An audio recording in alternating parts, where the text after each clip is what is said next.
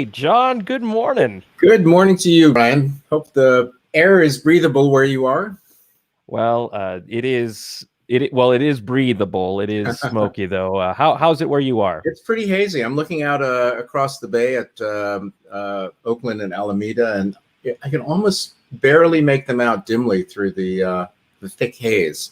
So we're back to something suboptimal. I think we had a few days of nice weather, but the winds keep blowing the mess around.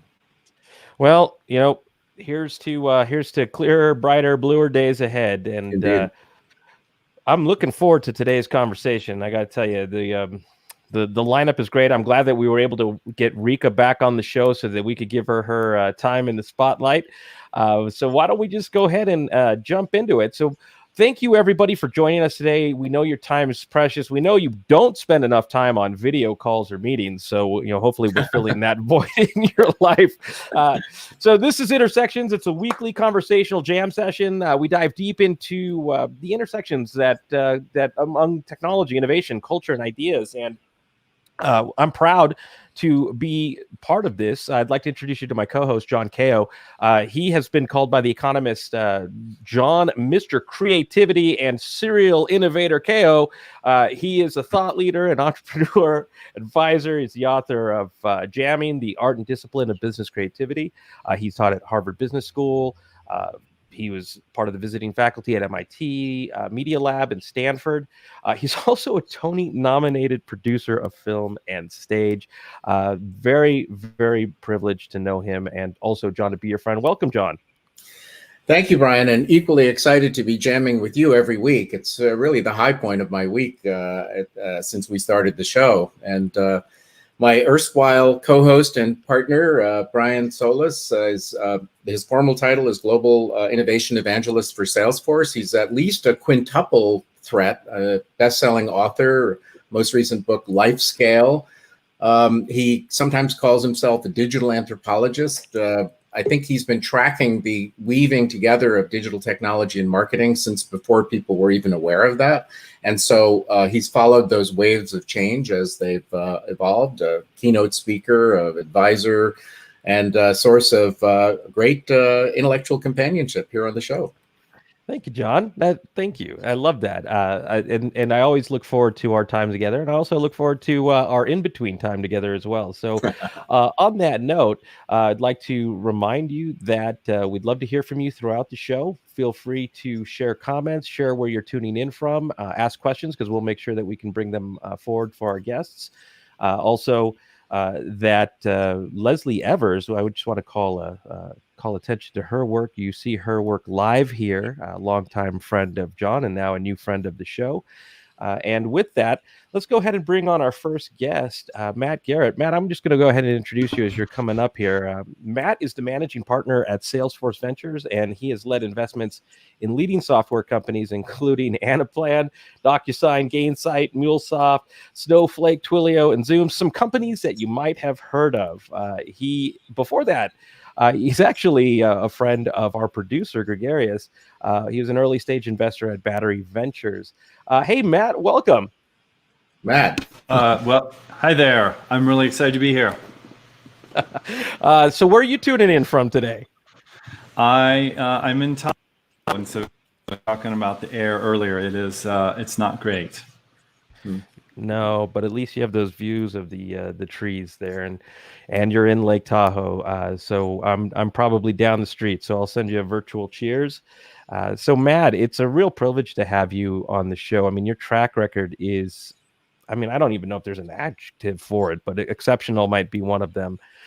So as we jump in, what is it that you look for in an early stage or emerging company that really conveys not just promise, but the ability to maybe dominate or disrupt? One of the things that we do a lot is what we've seen in the enterprise space, and you mentioned a lot of these companies, is what we've seen in enterprise software is new buying behaviors or new trends emerge. Gainsight was one of the early investments we did. They really focused on customer success. That historically had not been a buyer or a buying pattern that we'd seen in the past. And so So we look for a lot of things like that. I think if you look kind of at the first version of SaaS, you saw people essentially taking what was done either on premise and moving into the cloud. But I think in the next version, you've really started to see a lot of companies that were again, identifying new behaviors, new buying patterns, and a lot of times there's a lot of uncertainty in how large those markets can get. But as we see with companies like that, with companies like Slack, that you start to see these new patterns emerge. And once you kind of get beyond that, certainly you look at differentiated technology, you look for amazing leadership teams. But I think we really want to see there's some sort of keen insight that the CEO of the company has, that there's this really new and massive emerging market. Yeah, wow. Well, we'll get into some of these companies in a little bit. If anything that we saw with COVID-19 and this global pandemic was digital transformation itself becoming disrupted. We saw roadmaps, Control-Alt-Deleted, and we experienced maybe years of change in a matter of weeks and months. And so now with that, digital transformation, is going to be continuous. And I read an article that you recently published. I also shared it because it was really good. Talking about data as the linchpin of digital transformation 2.0. Now, before we get to 2.0, let's talk for a minute about 1.0 and what changed to set the stage differently for a new trajectory for digital transformation. What changed generally or specific as it relates to in the last few months of COVID-19? Well, let's go with the last few months and start there. Yeah. So certainly we saw phases of this, I think, and a lot of time with AEs at Salesforce, portfolio companies. And you kind of went through this first stage of people just trying to figure out what was going on and kind of pause and really not doing anything and really being empathetic, listening, checking in with customers. And then you start to see buying patterns really start to pick up. And then you really start to see this kind of bifurcation of patterns. And you saw something happen over time, whereas initially you saw this huge spend in solutions that, you had all these remote workers and they needed to be able to sell and support customers remotely. We have a portfolio customer talk to us that they saw their growth increase dramatically. Obviously, custom things, just communication like Zoom. We're an investor in Zoom. That saw a huge uptick. You saw things where you now have employees who have devices at home. They need to secure those, make sure that they're going over. We're investors in a company called Tanium. Again, you saw a huge boom in that. And how do you secure devices when they're out in the people's homes? Then you kind of saw this next layer of like, how do you think more about things like having events online and virtual events. And we invested in a company called Hopin that does virtual events. And so you've kind of seen these phases. Now what you're starting to see is this next step that people are really thinking about, okay, what does, you basically took human, you shook it, you had it where it was like highly concentrated in buildings in large metropolitan areas. You've essentially taken it, you've shaken it and thrown it all over the map. So what does that mean for work going forward? What does that mean for the balance between remote work, in the office? What does that mean for relying more heavily on contractors and distributed teams?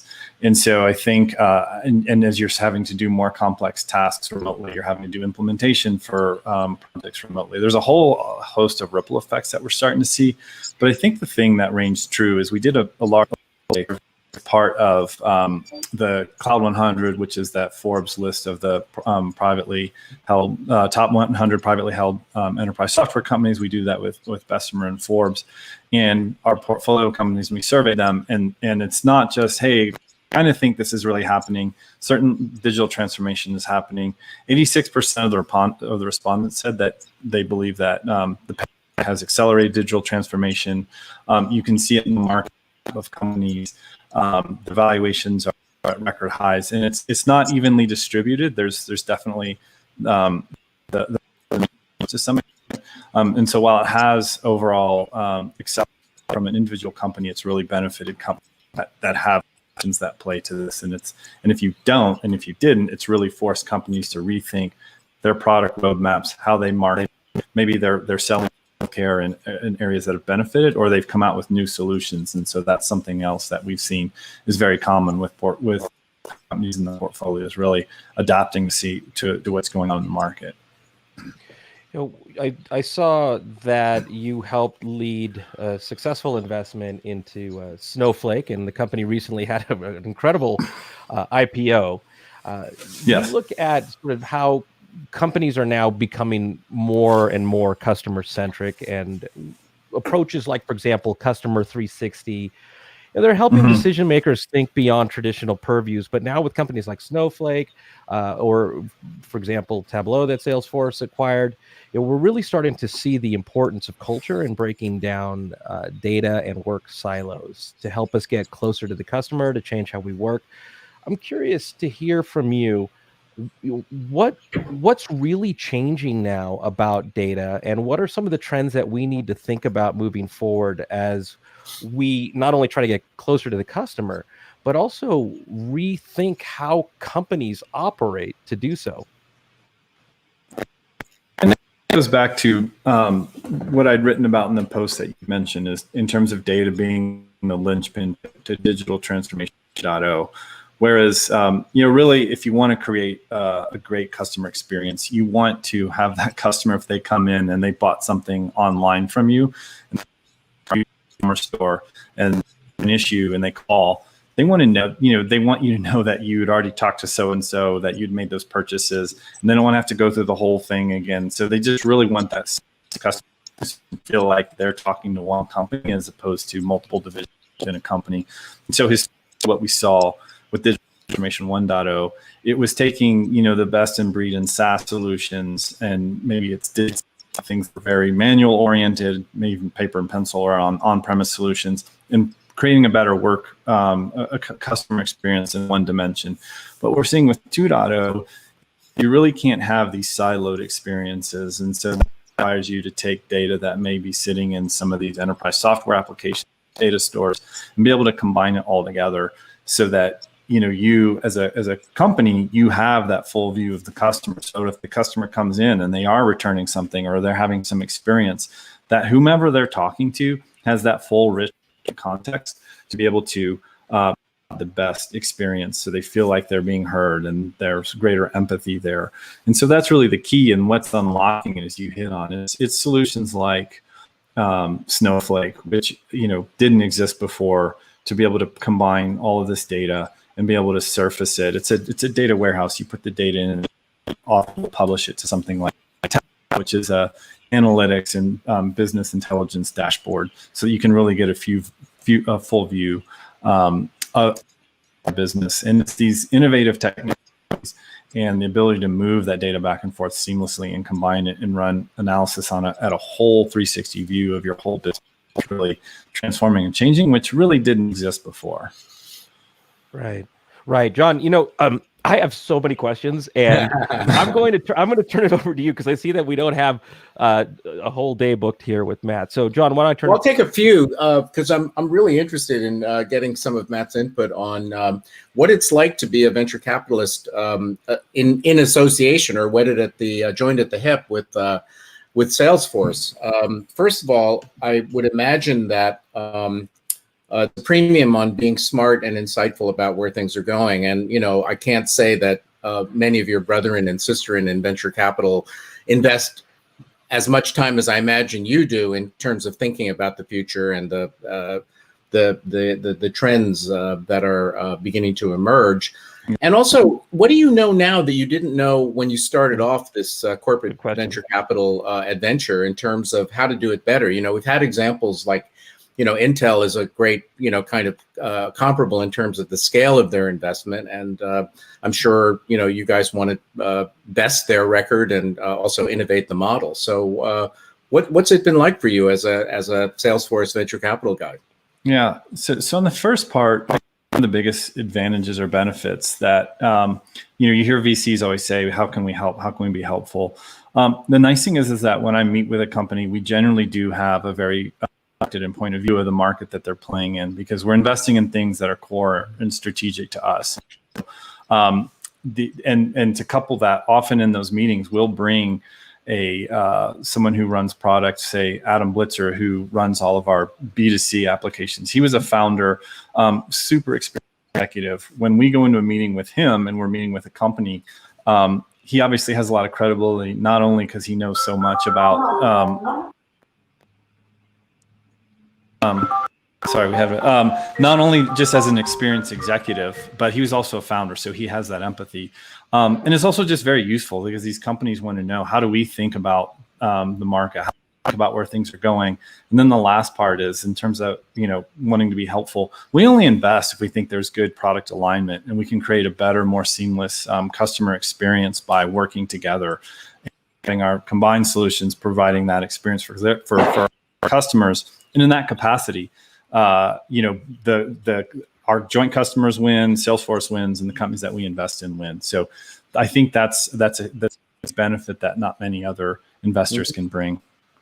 How integrated are you with the sort of big brains at Salesforce? I mean, I know Peter Schwartz, who's been heading, the strategic foresight function, and Salesforce invests a lot of money in building intellectual capital.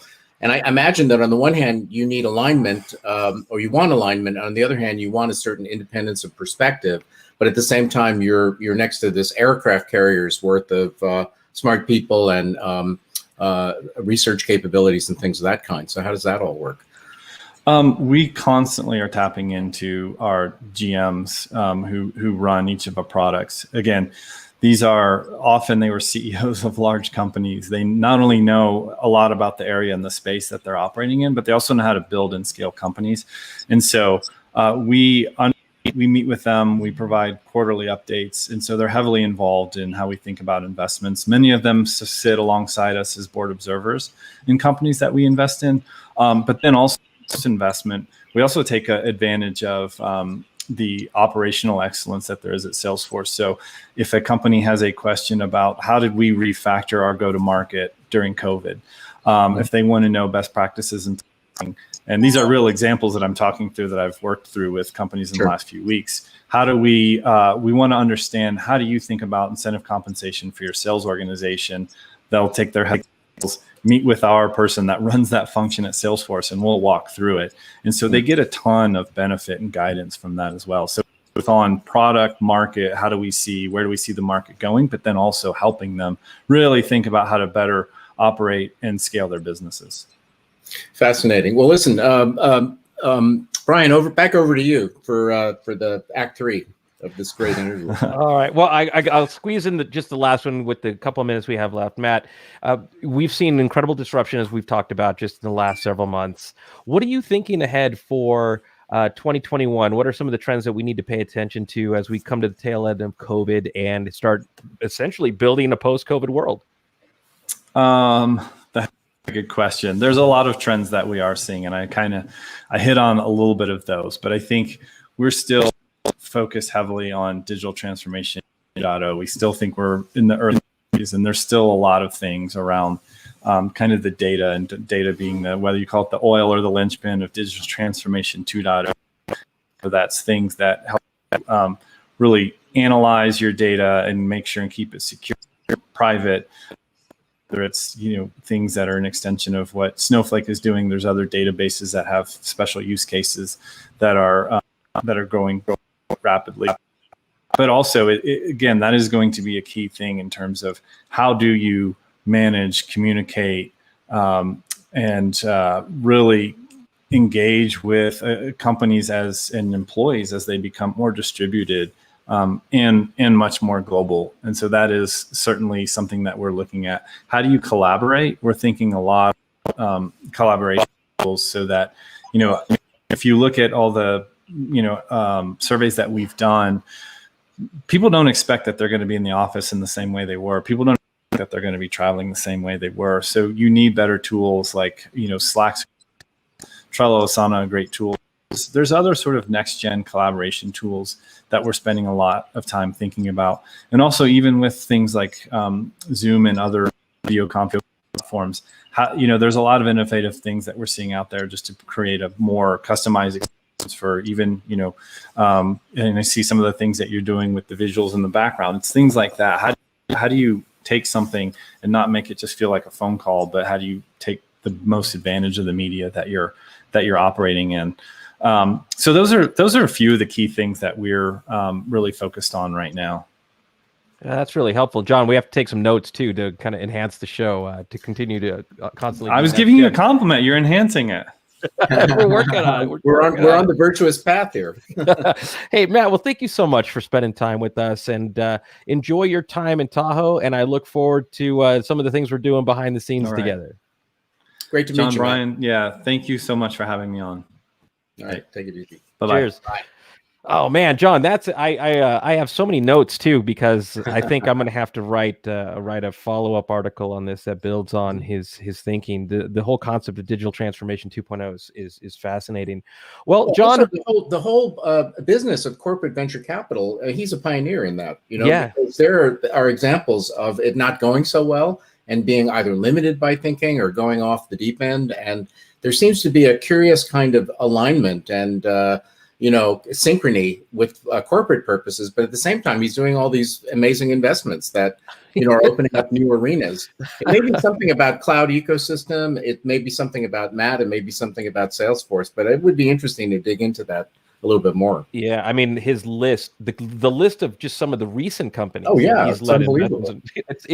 In fact, I should hang out with him more because it's clearly he knows what he's doing. Well, John, who's our next guest? So we are privileged and fortunate to have Rika Nakazawa with us. And I have to point out that among her many descriptors, which I'll get to in a moment, she also has the distinction of being our first guest who's actually appeared twice. The reason being that there was a brief interview in the early days. I mean, it's still early days, where we didn't have the countdown clock, which was our big innovation here. And Garratt, you might want to start it just so that we keep to schedule. And so Rika so kindly agreed to come back. And so hopefully you see this as a bonus round, and we certainly do. So Rika Nakazawa has a formidable background. I mean, she has a mainstream business background, working with companies like Sony and Accenture and NVIDIA and American Express. She has a melange of cultural capabilities in terms of being able to translate across European and Asian cultures. But I think the very significant thing about her work to me, and what attracted me to collaboration, we're new friends who work together on something called Reimagining American Innovation, which is a process that we have still going on. It's an issue which is both important, and people seem to have kind of forgotten a little bit in the hubbub of everything else that's going on in this election cycle.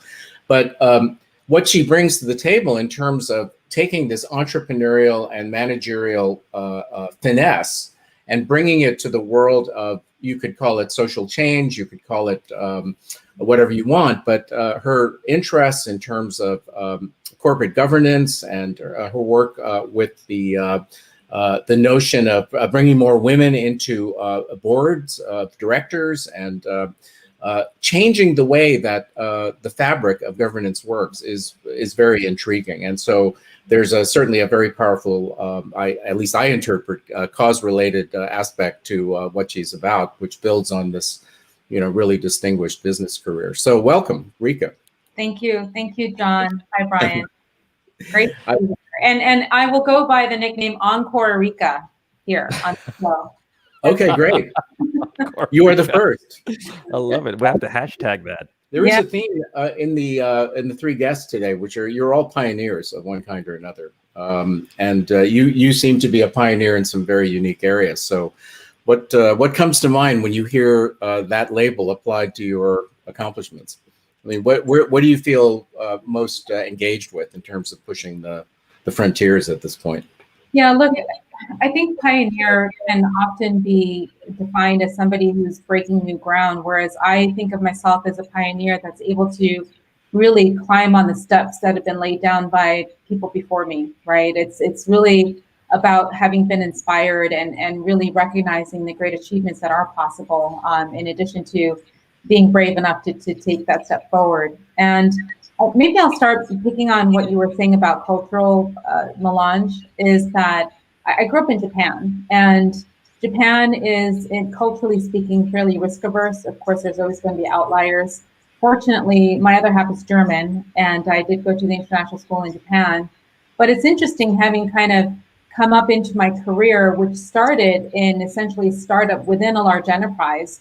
So my first job out of school was at Sony Columbia TriStar Interactive. It was a small group of trailblazers in the internet first .com era, where we were trying to forge a path forward around television and movie properties in this new era of internet.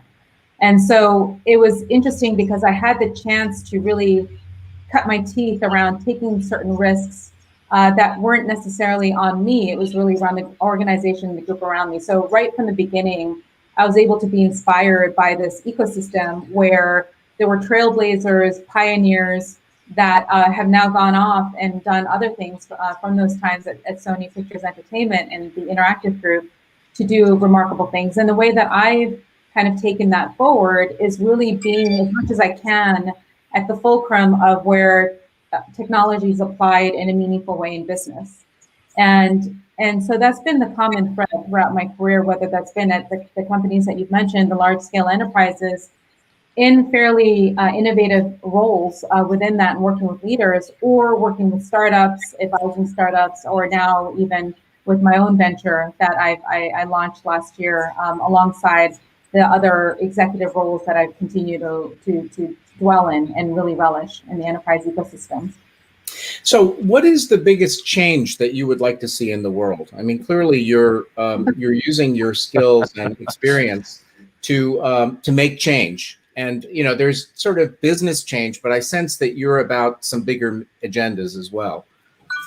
Yeah, look. No pressure. No pressure. Right? I know. What is the biggest change? So, okay, diversity and inclusion, as far back as I can recall from my career, has been something that has been there, right? At the large, especially when I'm working in the large corporations, about diversity and inclusion. And so it just kind of got mixed in with the wallpaper after a while. Was like, okay, diversity, inclusion, let's check the box. Here are the things that we're doing. And I think it wasn't until I attended Princeton's first Women Alumni Conference back in, I think it was 2008, that I woke up to having been often the only woman in the room in the roles that I played, and in Silicon Valley in particular. And then I just started to be present to this idea around why diversity. Of course, it's the right thing to do. It's the whole social justice piece, but it's really around the way that diversity in a room, whether it's gender, whether it's sexual preference, whether it's race, is really going to create a much more convivial, multidimensional, more discoverable conversation and discussion. And whenever you have these opportunities, especially in a lean and agile world that we're working in, where it's all about iteration and figuring out how you continue to improve things and make things better and make things more relevant to now a much more diverse pool of buyers and your consumers and customers, that's when it was like, okay, right. So diversity, equity, and inclusion is absolutely what we must do. It just makes sense when you just look at the sheer demographics. But also, I started to realize that a lot of the reasons why there have been gating factors to more diversity in leadership, for example, has been because of norms that have been set by what was there before. And change is hard, and change is sometimes takes a while. And for us, bringing diversity into the boardroom, for example, which is our initiative with our social impact venture, Board Seat Meet, is definitely about bringing more diversity into the boardroom. But in doing that, you're kind of resetting the operating system of governance, because the operating system of governance was set previously when it was predominantly white and male. And now when you bring more diversity in, not that Robert's rules or anything like that is necessarily going to change, but it's more about how governance actually makes that impact. And the other vector that you see here that plays into that notion is ESG, right? Environmental social governance is also part now of the narrative that's going on in the boardroom. And so in many ways, it isn't just about putting a new program in. It's about fundamentally rethinking the operating system for governance. And so the other thing that I'll add that's really remarkable for where we are today is that, I'm from Japan, where people are living past 100, And one of the things that I think about often is about the generational diversity, right? We're coming quickly into an era where people are not retiring at 65, or they are wanting second, third, fourth careers, right? So it's like, pre-life crisis, midlife crisis, post-midlife crisis, like all these different motions. And so what you have are people that are in their 70s or their 80s, right? No, look at the presidential candidates. We'll stop there on that commentary. And what you have are second childhoods. So people in their 70s and 80s who are in the workforce, very productive, very active. And then you have the young millennials and the young Generation Zs that, we have interns at Board Seat Meet, and every time I talk to them, I'm so inspired with what the future is going to hold, because they are so ready to just jump in, dive right in, and engage. And so you're going to have this diversity of generational governance in terms of leadership, right? You're going to have the younger folks that are going to be able to come in. They have stripes because they started a business at 16. They sold it for $100 million when they were 20. And lo and behold, they're savvy and they have a lot of value to bring. So fundamentally, yes, diversity, equity, and inclusion at every level of a corporation, of an enterprise. And then beyond that, what you'll see is a transformation of fundamental governance and how we operate as a business within the context of society and within the context of community. Brian, I got a bunch, but do you have a burning question for Rika? Well, or not burning? I love what I'm hearing, and I'd love to hear from you, Rika. What I hear words like norms, behaviors, governance. What we're really starting to talk about is corporate culture, or culture in general. What are the behaviors and the norms we want to see within an organization? How do we instill those? How do we create the values and reward those values so that they create new norms moving forward? And when you look at D&I, or diversity and inclusion and equity, traditionally, we see training, we see surveys, but how do we get the human factor? Like you said, an operating system. How do we get humanity to change how we work, how we define the culture of an organization to move in the right direction? Just when I thought the question of what do you want to see as the biggest change can be followed up with a more difficult question to answer.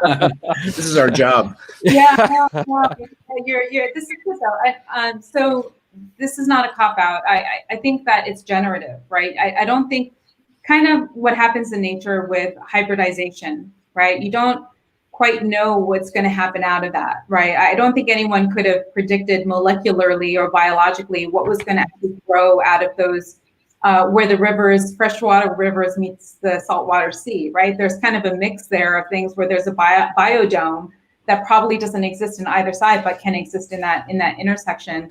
And so I think by default, or even if you think about music, right? Music influences in the kinds of musics that have evolved because of the cross blending of different ways about thinking about music and the ways of being creative around sound and instruments and things like that. So I don't know exactly what that looks like necessarily and be prescriptive about it. It will be emergent. And at the end of the day, I think that, that how we interact, so in many ways, what the coronavirus has done, at least for our thesis at Board Seat Meet, our thesis is that it's really about accelerating and democratizing access to what we call social capital. And social capital is fundamentally the sponsorship and advocacy that happens when you build relationships with people in a social but professional situation. Historically, going back 20 years or so, right, on average, it was on the golf course, in a cigar room, in a poker room, out drinking with your buddies. I'm obviously simplifying it for the sake of our conversation here today. But that social capital is what has that advocacy and the sponsorship. And what the coronavirus has done is that it's been a forcing function for a generation of people, baby boomers, who may not otherwise, maybe 6 months ago, if I said to them, rather than meeting for coffee, let's do this. Let's meet over a video conference. May not have felt as comfortable, but now everybody's been forced into this function. People can't, well, in some places they can, but you can't build social capital in the traditional ways that you used to. this has become the denominator that we have to, some people relish this, but now that we are engaging this way. And so in some ways that way that we build social capital has been redefined. And not only that, you would have to spend 8 hours on the golf course with somebody to be kind of done with that.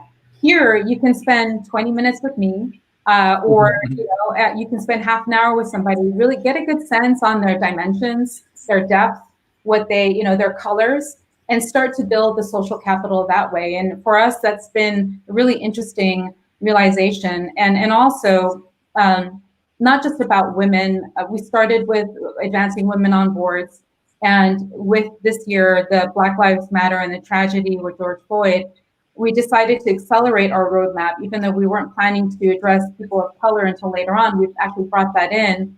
And what's been interesting is that hasn't made a difference in terms of how we really go to market, because ultimately our message is around democratizing access to social capital and using the power of technology, right? This is where I'm taking a page out of my own sort of not involuntary playbook of where technology intersects with commercial application or real application, is that technology is making it easier for people to connect in the way that network orchestration platforms like Airbnb and Uber and Upwork, they've all demonstrated that you can use technology in a way for two sides to find each other much more efficiently.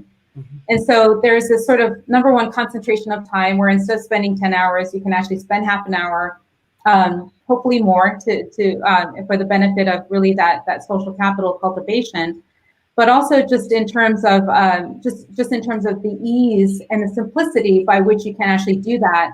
Whereas before, if it was like, okay, you're going to grab coffee with somebody, you'd have to, the time that was used in scheduling it, this, that, and the other. On our platform, when both sides agree on a time, boom, it sends out an invite. It's all there, and you're ready to go, right? So in some ways, I don't think I exactly answered your question, Brian, but fundamentally, the way that we engage has already been shifted, some probably permanently because of coronavirus. How we build social capital with each other as human beings, as you said, it has been redefined, or maybe there's a new facet to it that we now will have the opportunity to leverage to democratize that access. It's about access at the end of the day. And then from there, how you then kind of go for the centrifugal to centripetal to centrifugal is, how do you then have those people that are now the diverse groups of leadership be able to use technology and other modes of new ways that we interact to spill out the benefits of that goodness that comes from high performance related to diversity. So hope that helps. So interesting. I mean, I think one of the most provocative and interesting implications of everything you're saying is how it's going to affect the role of the manager, the role of the leader, the portfolio of proficiencies that they have to exhibit, the architecture of organizations, the architecture of collaboration. To insist on more diversity is the right thing to do, but it also is pushing an evolution in terms of how organizations function. That's really, really interesting. Yeah, and also, there will be more people like me at the heart of it, right? I'm half Japanese, half German, Japanese citizen, so I could technically run for prime ministership in Japan, I guess. But they need you. There'll be more people who don't necessarily identify with one race, right? That they're bicultural, multicultural, what have you. So I think that will help too. So long live the concept of the mashup. And with that, we want to thank you, Rika. You're Encore Rika with us, and will always be so. And thanks very much for sharing your insights with us. Thank you, John. Thank you, Brian. Thank you, Rika. We really appreciate it. And everybody, make sure to check out Board Seat Meet, as Gregarious put up earlier.com.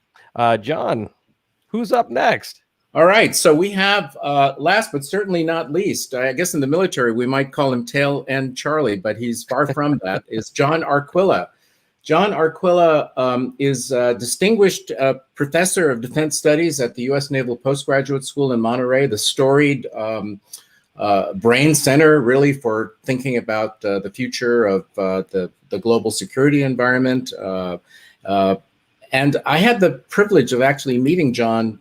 I would say, I'm guessing now, I tried to figure this out. It must have been 15, 16, 17 years ago at a Highlands Forum meeting. And there was this guy talking about this weaving this intellectually delightful canvas of military history and future technology and concepts of operations and geopolitics and this multi-dimensional view of strategy, which I just found endlessly fascinating. So one of the things that I most appreciate about having John on the show today is that in some respects it's a continuation of this intermittent conversation we've had about precisely those points of intersection. John is a celebrated author. His most recent book, Why the Axis Lost, tells you a little bit about the value of looking at history, but he's an expert in cybersecurity and cyber warfare. And, you know, he pops up in a number of different and interesting places in the national security environment. So with that, and without further ado, John, really pleasure to have you here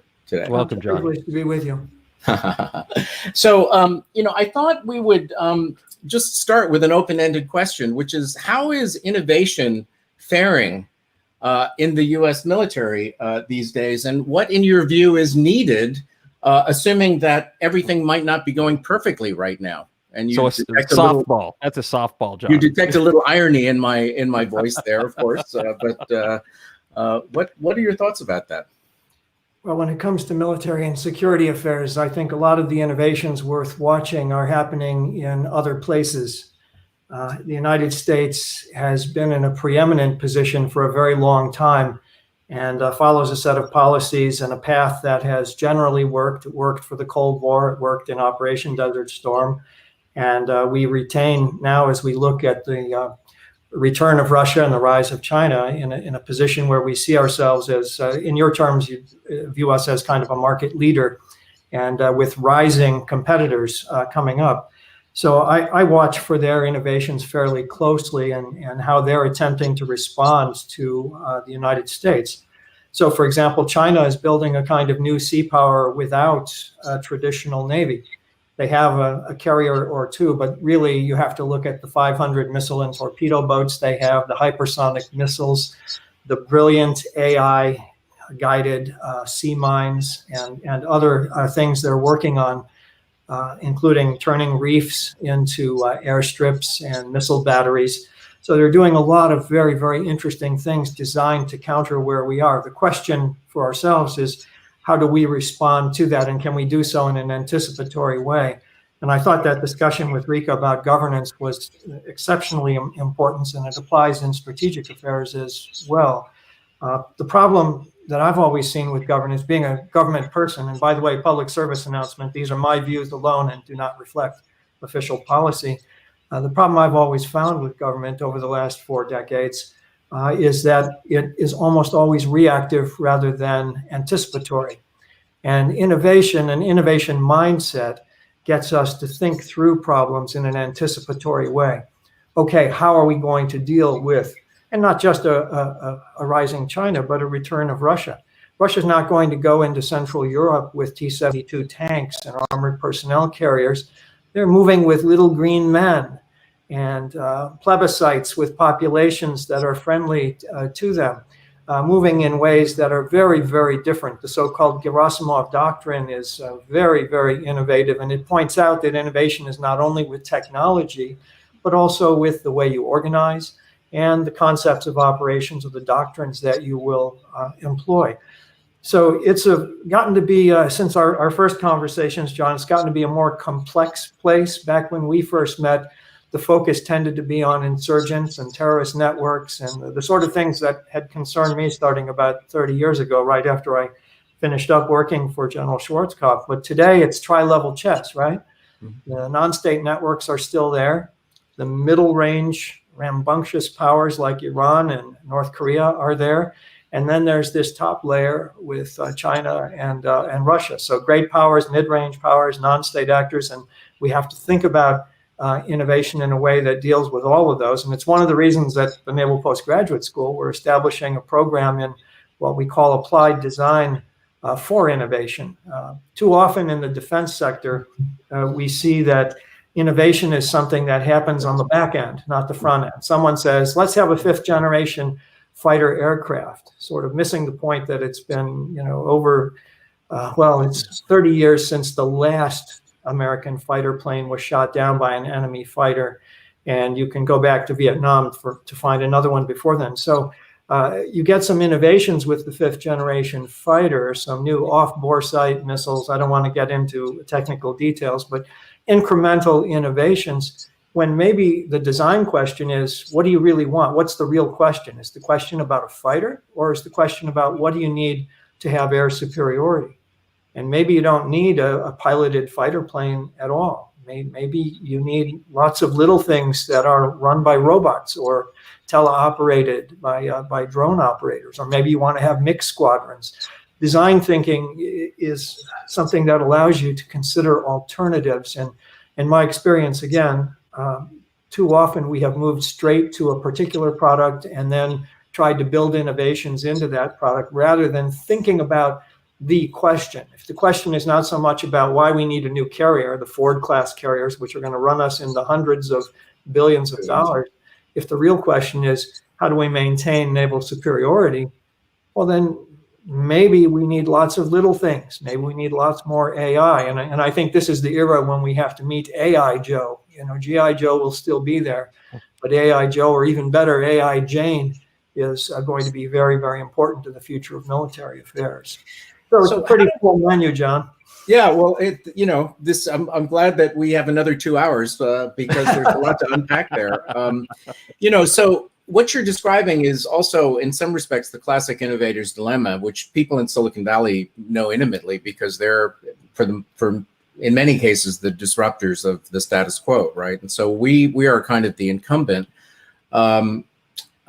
with entrenched homogeneous governance mechanisms, as we heard about the last with Rika. So how do we get out of the innovator's dilemma short of having something really bad happen, which is often the only way that people are shaken out of their complacency? Yeah, I've spent a whole career trying to get us to be anticipatory, not reactive, and including in areas like cybersecurity, where we don't want to wait for the digital Pearl Harbor before we get things, before we start thinking seriously. So how do you get out of the innovator's dilemma? Part of that problem, as Clay Christensen notes, is that those who build things are actually too responsive to what is being asked for. And that's certainly the case in the defense sector. Our defense contractors are incredibly responsive to what they think is being asked for. When, for example, the senior naval thought leaders say, well, we need a new aircraft carrier. All right, they're going to go out and they're going to build the best new aircraft carrier they can. So the issue is less at the industry level than it is at the level of those who are asking for things. That's what I take from Clay Christensen's work. And the military is too often sees itself as cramped by the interests of industry and the interests of politicians. But this is one of those tremendous moments. You know, we live in this tremendously divided time politically, and I'm not even going to allude to the so-called debate of the other evening. But one area where there's tremendous bipartisanship is on defense. The defense budgets, they're passed with overwhelming bipartisan majorities every single year, with dissent in single digits. So this is a moment when, if the military can learn to speak with that designer and innovator's voice and say, we need something different, there's no way either right or left are going to be able to say, no, we want to keep building tanks there in Lima, Ohio. The military is a big, that's what I take from Clay Christensen, that innovator's dilemma is in part caused by the customer being responded to by this very responsive industry. And it's a particularly difficult problem in the United States because there are so few defense contractors. In Japan, for example, a lot of very interesting things are going on in military and security affairs, in part because many, many more companies have defense sectors. Now, the saving grace, I think, for us is that we're no longer looking at Eisenhower's military-industrial complex. We're now looking at a military post-industrial complex, which is largely focused in information technologies. And that is widely distributed. So I think there's tremendous opportunity here, even as we have to deal with older habits of mind and institutional interests of traditional actors. So let's talk about that a little bit. I think Elon Musk famously said that AI was like summoning the demon, and there's a lot of controversy about the whole notion of autonomy on the battlefield. And if we have many small, distributed, inexpensive, essentially robots, autonomous units, drones, undersea, above the air, in the air, etc. How do you see that unfolding in a way that dare I say it, has ethics associated with it, but also has effectiveness associated with it? There's a robotic arms race going on right now, and there are countries that don't have ethical constraints. The United States is one of those countries that does, as do many other liberal societies, small L liberal societies. And at the United Nations, there has been for quite some time this effort to outlaw lethal autonomous weapons systems. Now, they've been around since World War II. The Norden bomb site took control of the plane during the bomb run over the target, right? The submarine's target data computer had control over which way the torpedo was going. The irony there, of course, was the Norden bomb site. They said you could put a bomb in a pickle barrel from 20,000 feet. It usually missed by about 2 miles. But they had great faith in that technology. The target data computer was absolutely accurate, but because the torpedoes didn't work very well at the start of the war, they never trusted the computer and tried to do the math themselves. So the human interaction with the automated machine is one that's been going on for close to 80 years now. And yes, you're right, there's more and more of it appearing. I find there's the new technology, and then there's the new sociology coming along with it, which is that the human soldiers are developing interesting ties to their machines. Infantry units often bury a little robot after it's been killed in action. Sometimes they decorate them. Scooby-Doo is in the iRobot Museum back there in Massachusetts for having served so valiantly. So I think the social tie is one that we're going to get pretty well. And the question here is, what does this mean for how we organize military units, and what does it mean for how we operate, the tactics and the strategies? If you can, for example, build airplanes that can turn at tighter angles than any human body could tolerate in a cockpit, now you've revolutionized air tactics, right? If you, like the People's Liberation Army Navy of China, realizes that they can have all kinds of automated systems to exert control over the Taiwan Strait, that creates a whole new doctrine of what I like to call, and have for the last few decades, swarming. And their exercises regularly look to attack the larger American naval vessels from all directions simultaneously. The Iranians, by the way, do the same thing. And they just concluded their Great Prophet exercise, in which they sank the American carrier again in the one they mocked up in the Persian Gulf. So these are things where AI, I believe, is going to have as great an impact on military affairs in the 21st century as the aircraft did in the 20th century.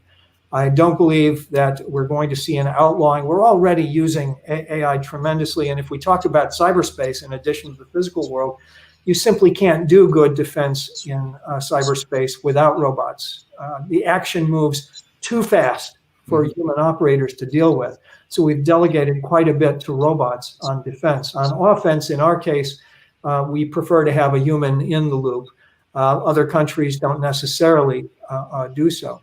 When you think about things like political warfare in cyberspace as well, they always show that picture of that dilapidated building in St. Petersburg in Russia, and an overweight guy smoking a cigarette on the step. But actually, most of that political warfare is waged by bots. And if we focused on the real question is, how do you detect bots on social media and then begin to structure that data, you could deal with a huge amount of that foreign intervention in democratic elections, which goes on not only in the United States, but in many, many other democratic countries. Yeah. So we have a little pad of time. Brian, over to you. I'm sure you've got some questions for John. So many. So how much time we have? You said 2 hours we had left, John? Look, we're out of time, but I'll sneak in one little big question. Let's put it that way. As you, John, brought up in terms of bots, for example, Gregarious, who's the producer here, gentleman Chris Perry and I, we actually tried to form a little union back in 2015, 2016, when we saw the rise of bot activity, to create our own network of bots that could detect bots and then respond to bots and call them out. And we had to pull the plug because it was, as you alluded, it's a much greater investment, not just in terms of technology, but also now with AI, you could apply an incredible, almost army, I guess, to think for itself and react at scale. So with that said, I think a lot of times when we talk about cybersecurity, we think about that digital Pearl Harbor, as you called it, like that big event we want to prevent. But I think also what we've been seeing over the last handful of years, going back to ISIS, for example, is this sort of death by 1,000 cuts, where you have sort of the war or the fight being brought to our homes, through these screens, where we're now being affected with subconsciously, we're being radicalized, we're being divided. So how do we fight that war moving forward? Yeah, I think you're absolutely right to highlight this as a major challenge. I wrote a piece about this. Too often we think about the digital Pearl Harbor, and we can't forget that. But the piece I wrote was from Pearl Harbor to the Harbor Lights. The death of 1,000 cuts occurred early in World War II when the United States entered the war, and Admiral Garratt sent half a dozen U-boats to the American East Coast, which was completely illuminated, completely vulnerable. And for months, they illuminated their targets against that coastline, and the mayors refused to shut down the lights in their cities because they thought it would affect business. And they got into a real fight with President Roosevelt. And so, as one U-boat skipper put it in his war diary, it was a veritable El Dorado. And that's what we've given in cyberspace, a veritable El Dorado. So we do have to take up this major challenge.